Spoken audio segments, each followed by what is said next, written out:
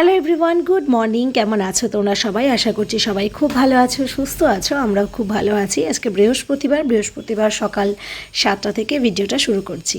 সকালবেলা মেয়েকে নিয়ে দাঁড়িয়ে আছি আমাদের এই মোড়ের মাথাটায়। গাড়ি আসবে, আজকে থেকে তো ওদের পরীক্ষা শুরু। 7:30 থেকে পরীক্ষা। গাড়ি এই 2-1 মিনিটের মধ্যে চলেই আসবে, সেই জন্য ওয়েট করছি। ওকে গাড়িতে তুলে দিয়ে তারপরে আমি যাব বাড়িতে। গাড়ি 2 মিনিট মতো দাঁড়িয়েছিলাম, তারপরে গাড়ি চলে এসেছিলো। আর এদিকে দেখো সকাল 7টার সময় সূর্যদেবের দর্শন পেয়ে গেছি। আমি একটু প্রণাম করে নিলাম আর দাঁড়িয়ে একটু তোমাদের জন্য ভিডিও তুলে নিলাম। সকাল সকাল সূর্য উঠে গেলে না, কেন জানি না, আমার একটা আলাদাই ফিলিং হয়। আচ্ছা, ভিডিও শুরুতে তোমাদেরকে বলে রাখি, আজকে যেহেতু আমার ভয়েসটা দিতে অনেকটা লেট হয়েছে, আর তোমরা তো জানোই আমাদের বাড়িটা একদম রাস্তার ধারে, প্রচুর নয়েজ আসবে। তোমরা প্লিজ একটু বেয়ার করো, ঠিক আছে? যাই হোক, আমি স্নান বাড়ি এসে বাড়ির সমস্ত কাজকর্ম সেরে স্নান পুজো সারতে ও চলে এসেছিলো বাড়িতে। যেহেতু পরীক্ষা চলছে, 1 থেকে 1.5 ঘন্টার তো পরীক্ষা, আর স্কুল থেকে গাড়িতে বাড়ি ফেরার সময় 2টো বাচ্চার পরে ওকে ড্রপ করে, তো 10 মিনিটের মধ্যে ওকে বাড়িতে পৌঁছে দিয়েছে। এই হলো ব্যাপার। তো আমি পুজো টুজো সেরে বসেছি, আর এদিকে ও এসে তারপর একটু কোয়েশ্চেনটা দেখে নিলাম। এই প্রশ্নপত্র নিয়ে আর বেশি ভাবনা চিন্তা করে লাভ নেই, কারণ পরীক্ষাটা তো দিয়ে চলেই এসেছে। এখন আর ভাবনা চিন্তা করে কি হবে, তাই না? যাই হোক, ওকে খেতে দিয়েছি। তবুও আমার আশেপাশেই ঘুরঘুর করছে। ওকে খেতে দিয়ে আমি এখানে শুরু করেছি লাইভ। তোমরা তো জানো আমার ছোট্ট একটা অনলাইন বিজনেস আছে, তো সেটা আমি এই অনলাইন প্ল্যাটফর্মেই করি। তো সেইখানে আমার একটু লাইভ ছিল, তো সেখানে লাইভ করছিলাম। আর এদিকে দেখো আমার আশেপাশে ঘুরে বেড়াচ্ছিল। যতক্ষণ ও থাকে না, আমি লাইভ টাইপ করলে বা অন্যান্য যে কোনো কাজ করলে ও কিন্তু আমাকে টুকটুক করে ভালোই হেল্প করে। যাই হোক, আমার লাইভ কমপ্লিট করে সমস্ত কিছু গুছিয়ে গেছে এসে যখন এ ঘরে বসলাম, তখন বলছে, মা এবার তুমি আমার সঙ্গে একটু কাটাগোল্লা খেলো। এই খেলাটা তো আমরা সবাই খেলেছি বলো, আসলে নতুন এই খেলাটা খেলতে শিখেছে, তো সেই জন্য ওর এখন খুব ভালো লাগে এটা আমার সাথে খেলতে। আমিও মাঝে মধ্যে কী করি, আমি তো বারবার জিতে যাই, ওই জন্য 2-3 বার জিতে যাওয়ার পরে একবার ওকে জিততে দিই। যখন ও জিতে যায় তখন যদি ওর আনন্দটা তোমরা দেখো তো কী বলবে। ওর সাথে খেলাধুলো করার পরে আমি রান্নাঘরে এসে একটুখানি নিজের জন্য শরবত বানিয়ে নিচ্ছিলাম। আসলে বেশ কয়েকদিন থেকে তো ভালোই গরম পড়েছে, একটু ঠান্ডা জল দিয়ে চিনি দিয়ে লেবু দিয়ে শরবত বানাচ্ছি। তোমরা তো জানোই এই বৃহস্পতিবারে ছিল পূর্ণিমা, তার সাথে সাথে হনুমান জয়ন্তী। বৃহস্পতিবারের দিন পূর্ণিমাটা পড়লে না, আমি একটু চেষ্টা করি সেদিনটা রাইসটাকে অ্যাভয়েড করার, মানে চাল জাতীয় কোনো কিছুই খাই না। তো আজ যেহেতু হনুমান জয়ন্তী ছিল, সকাল থেকেই ভেবেছিলাম যে 12টা পর্যন্ত একদম নির্জলা উপোস থাকবো, তারপর শরবত খেয়ে পরে রুটি সবজি বা লুচি পরোটা যেটা আমাকে আমার ভালো লাগবে সেটা করব।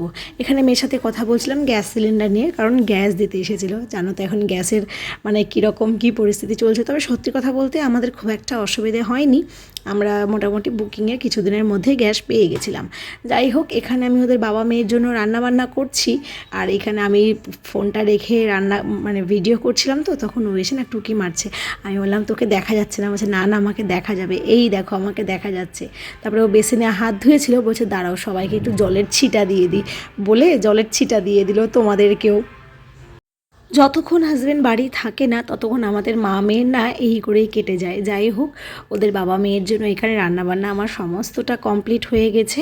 এবার ভালো করে গ্যাস টেবিলটা পরিষ্কার করব, ওভেনগুলো ভালো করে পরিষ্কার করব, তারপরে আমি আমার খাবারটা করব।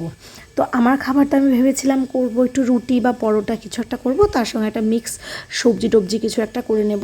তো সেইটা আর হলো না জানো, কারণ এইদিকে সারতে না বেলা 1:30 মতো বেজে গেছিলো। আর সত্যি কথা বলে তারপরে আমার আর এনার্জি ছিল না যে আমি নিজের জন্য আবার আলাদা করে আটা মেখে রুটি বা পরোটা করব, আলাদা করে সবজি করব, তাই আর করা হয়নি। তো এখানে নিজের জন্য একটুখানি গোলা রুটি করে নিচ্ছি, বেশি করে খেজুর গুড় দিয়েছি আর ঘিয়ে একটু সেঁকে গোলা রুটি করে নিচ্ছি। আমাদের মেয়েদের বা বাড়ির যারা হাউসওয়াইফ আমরা, বা শুধু হাউসওয়াইফ কেন বলবো, ওয়ার্কিং যারা আছে তারাও দেখবে ফ্যামিলির সবার কাজের ক্ষেত্রে কিন্তু আমাদের 100% এনার্জি থাকে, কিন্তু সেই ব্যাপারটা যখন নিজের ওপরে আসে, নিজের জন্য কিছু করার হয়, তখন দেখবে মনে হয় কি নিজের জন্য কিছু একটা হলেই হবে, এরকমটা মনে হয় দেখবে মাঝে মধ্যে। তো এরকমটা আজকে আমারও হয়েছিল, যদিও সবসময় আমি এরকম করি না, কারণ তোমাদেরকে এর আগেও বলেছি, আমি যদি ঠিক না থাকি আমার বাড়ির লোকগুলোকে চালনা করবে কে, আর এই ব্যাপারটা আমার হাজব্যান্ডও একদম পছন্দ করে না।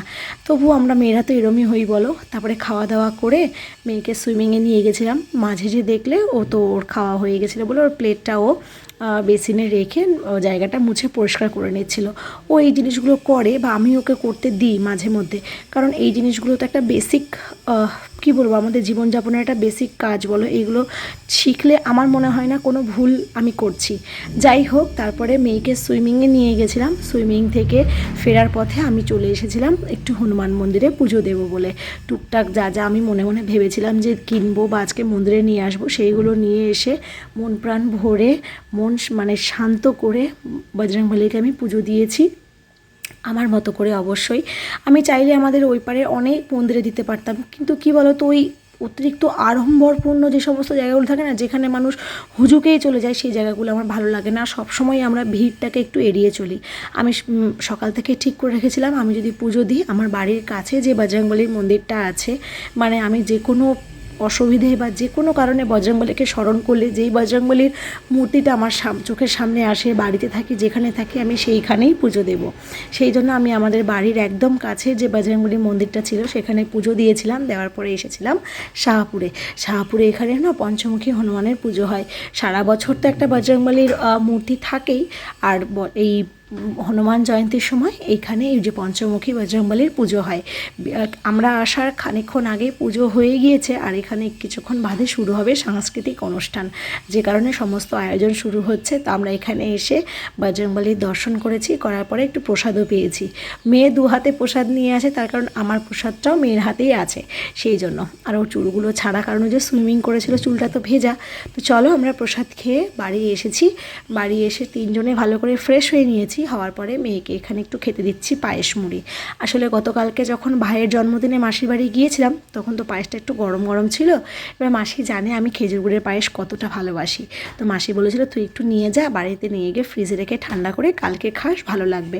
আসলে আমি না চিনির পায়েস বা অন্যান্য যে সমস্ত পায়েসগুলো হয়, ছানার পায়েস বলো বা সিমাইয়ের পায়েস অনেকে করে খায়, সেইগুলো একদম খেতে পারি না, বা বলতে পারো একদম পছন্দ করি না। সেই কারণে আমি খাই না। থাক পিঠে পুলি পায়েস, এগুলো দেখবে যত বাসি হয় তত কিন্তু টেস্টটা মনে হয় আরও বেড়ে যায়, এটা আমার মনে হয়। তো আজ খেলাম না কাল খাবো, কোনো অসুবিধে নেই। মেয়ে তো পায়েস মুড়ি খেলো, আমি একটু পাশেই শুয়েছিলাম। আজ আর হাজব্যান্ডের সঙ্গে ওর খাতার কাজেও বসিনি জানো। মেয়েকে যখন বললাম যে কিরে তুই আজ আর পড়তে বসবি না, বলছে এই তো পড়তে বসেছি। আমি বলছি না একটু অঙ্ক বা ইংলিশটা প্র্যাকটিস কর। বলছে না মা, অন্যান্য পরীক্ষার আগের দিন যেমন আমি সেই বিষয়টাই পড়ি, আজকেও আমি এই বিষয়টাইতেই পড়বো। আমি বলছি কেন? বলছে কেন, এরপরে একদিন গ্যাপ দিয়ে আমার তো অঙ্কন পরীক্ষা আছে, তাহলে আমি অঙ্কনটাই প্র্যাকটিস করব। আমি তো পুরো চুপ হয়ে গেছি। সত্যি কথা বলতে আমার আর কিচ্ছু বলার উপায় নেই ওইখানে। সেই জন্য হাজব্যান্ড বললো ছেড়ে দাও, ওকে ওর মতো করতে দাও, তুমিও উপোস করে আছো, এখন ওকে পড়াবে এই করবে, তখন তোমারও যদি শরীর টরীর খারাপ লাগে তো আজকে ওর মতো থাকুক, ওর মতো করুক, মাঝখানে তো একটা দিন ছুটি আছে, তখন তুমি না হয় ওকে পড়িয়ে দিও। তো সেই বলে আর ওকে আমি পড়াইও নি। তারপরে খানিকক্ষণ একটু শুয়ে বসেই ছিলাম, কোনো রকম কোনো কাজও করিনি। তো এসেছি এখন খাবার বানাতে। রাতে আমার আর মেয়ের জন্য এখানে বানিয়ে নেব একটু রুটি, আর তার সাথে সাদা আলুর তরকারি করে। আসলে সারাদিন তো তেল মশলা লবণ হচ্ছে সেরকম কিছু খাইনি, তাই ভাবলাম রাতেও আর তেল মশলা খাবো না। তাই সন্দক লবণ দিয়ে টমেটো, কাঁচা লঙ্কা সব দিয়ে একটু সাদা আলুর কী বলবো কাঁচা একদম বসিয়ে দিয়েছিলাম, সেদ্ধ হয়ে যাওয়ার পর নামিয়ে নিয়েছি। এই ছিল আজকে আমার রাতের ডিনার। তো চলো আজকের এই ভিডিওটা এই পর্যন্ত রাখছি। তোমরা সবাই খুব ভালো থেকো, সুস্থ থেকো। তোমাদের সঙ্গে আবারও দেখা হবে, গল্প হবে খুব তাড়াতাড়ি। আজকের মতো টাটা।